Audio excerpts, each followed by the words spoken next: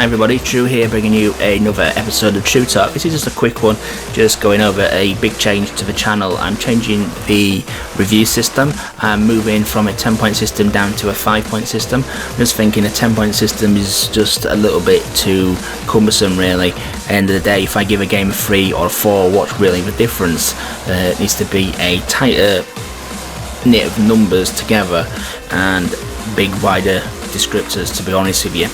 So going forward, I'm going to go from scoring games from 1 to 5, but also mention if they would be worth a rental, a wait for a sale, or buy immediately as well. Because some games may be really good games, but they may not represent great value for money.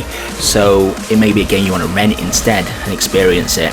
Or it may be a game that is simply that good you must own it, or it may be one of those games where they've gone a bit overboard in the price, because I think everybody who's watched my channel for a while now will understand that I have a problem with indie developers at the moment overpricing some of the products. They need to appreciate more what their product actually is and price it accordingly, because we all want good value for money for what we're paying for. So yeah, going forward from next week onwards, any game that I award a 1 to will be classed as a game that you should avoid.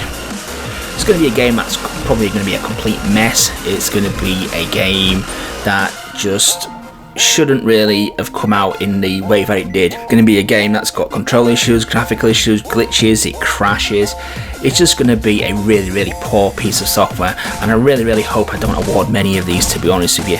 It's going to be a game where only if you are the biggest fan of that genre, or you are a crazy achievement hunter, as I know a lot of my viewers are, would entertain even going anywhere near it, to be honest with you.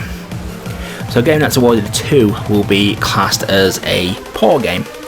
It'll be a game that's got some entertainment value to it, but it's got a lot of issues, but it's issues that can be overlooked. They don't break the game, they just make the game a little bit less fun to play. It's still going to be worth experiencing for quite a lot of people who are fans of the genre, but for those of you who are not, it's going to be one that you're probably not going to want to go and have a look at, or it's not going to change your mind about that particular genre as well. But it's a game that's going to have some entertainment value, but it's just got one too many issues that it shouldn't really had, to be honest with you. Now, 3 was probably the hardest one to come up with. I could have gone the easy route of going average, but I'm one of these people who think average there's no really average really. It's good. Is it good? Yeah. Is average good?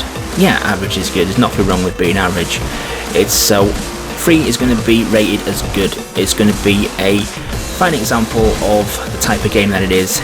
It's not going to set the world alight, but it's not got any major problems with it. It's a competent piece of software, and it's just a really good, fun, entertaining game that you're going to get some really good enjoyment from. But it doesn't set the world alight, it doesn't go the extra mile, do anything different, or stand out from the crowd. So 3 is going to be a good. 4 is going to be great. Now, a great game is one that does go the extra mile. It's going to have fantastic graphics, sound. It's going to be a fine example of the genre of game that it falls into.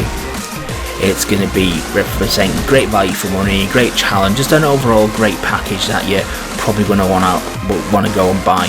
And it's just a really solid piece of software. The final rating is going to be just must buy. It's going to be a game that becomes the benchmark of that type of game.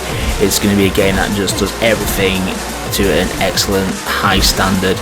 The graphics, the sound, the gameplay, the level design, the controls, the story, the narrative, all just comes together to form a game that is just the height of that genre and what any game should be attaining to be honest with you. So that's what I'm going to do going forward. I'm in the process of designing some new scorecards to reflect the changes in the review system, and I hope people enjoy the change and agree that it does have a bit of clarity and a bit more easy at a glance to tell what a game actually is. And that's what I'm going to do going forward for next week. I'm not sure what the first review of a new system is going to be, but definitely check it out when it comes along. And in the meantime guys, thanks for your support, and I'll catch you on the next video.